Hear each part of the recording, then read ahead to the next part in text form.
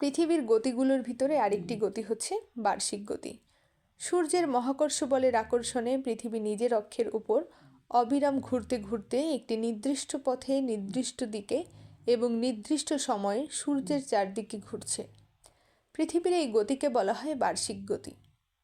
সূর্যের চারিদিকে উপবৃত্তাকার এই কক্ষপথে পৃথিবীর ঘুরে আসতে সময় লাগে 365 দিন 5 ঘন্টা 48 মিনিট 47 সেকেন্ড। একে সৌর বছর বা সোলার ইয়ার বলা হয়। পৃথিবী সূর্যের চারিদিকে ঘন্টায় 67,000 মাইল বেগে ঘোরে এবং প্রতি সেকেন্ডে 18.5 মাইল বা 30 কিলোমিটার বেগে ঘোরে। বার্ষিক গতির ফলাফল দিবারাত্রির হ্রাস বৃদ্ধি এবং ঋতু পরিবর্তন।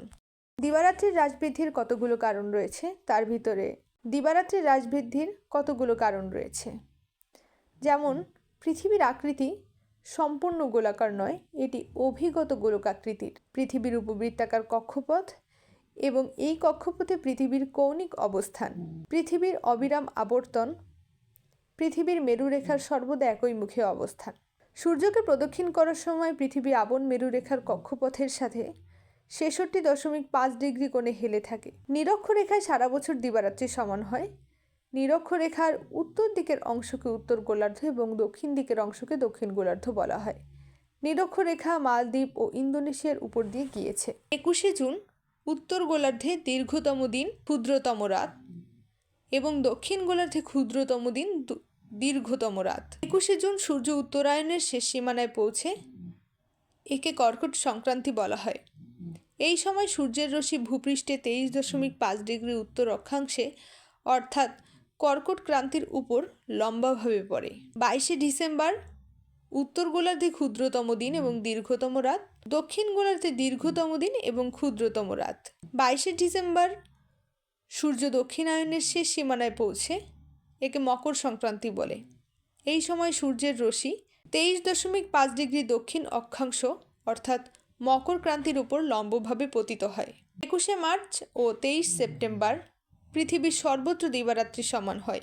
এই দুই দিন নিরক্ষরেখার উপর সূর্য লম্বভাবে কিরণ দেয়। এই দিনকে বিষুব বলা হয়। বিষুব দুই ধরনের, বাসন্ত বিষুব বা ভেনেরাল ইকুইনিক্স।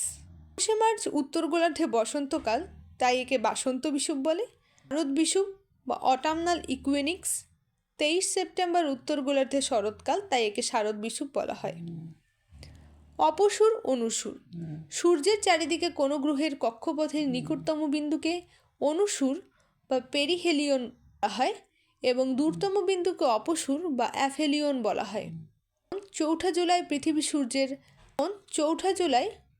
ও সূর্যের অপসূর ও 3 জানুয়ারি অনুসূর। বর্ষ বা লিপ ইয়ার। একবার সূর্যকে পূর্ণ পরিক্রমণ করতে পৃথিবীর সময় লাগে 365 দিন 5 ঘন্টা 48 মিনিট 47 সেকেন্ড। কিন্তু আমরা 365 দিনকে 1 বছর ধরি। এতে প্রতি বছর 6 ঘন্টা অতিরিক্ত থেকে যায়। অতিরিক্ত সময়ের সামঞ্জস্য আনার জন্য প্রতি 4 বছর অন্তর ফেব্রুয়ারি মাসে 24 ঘন্টা বা 1 দিন বাড়িয়ে সময়ের মধ্যে সামঞ্জস্য বজায় রাখা হয়। এভাবে যে বছর ফেব্রুয়ারি মাসকে 1 দিন বাড়িয়ে 29 দিন করা হয়, ওই বছরটিকে 366 দিন ধরা হয়। সেই বছরকেই বলা হয় লিপ ইয়ার বা অধিবর্ষ। সাধারণত কোনো বছরকে 4 দিয়ে ভাগ করলে যদি ভাগশেষ না থাকে তবে ওই বছরকে অধিবর্ষ বা লিপ ইয়ার বলা হয়। মাত্রার পার্থক্য অনুসারে সারা বছরকে 4টা ঋতুতে ভাগ করা যায়: গ্রীষ্মকাল, শরৎকাল, শীতকাল, বসন্তকাল। সমগ্র পৃথিবীকে 2টো গোলার্ধে ভাগ করা হয়েছে।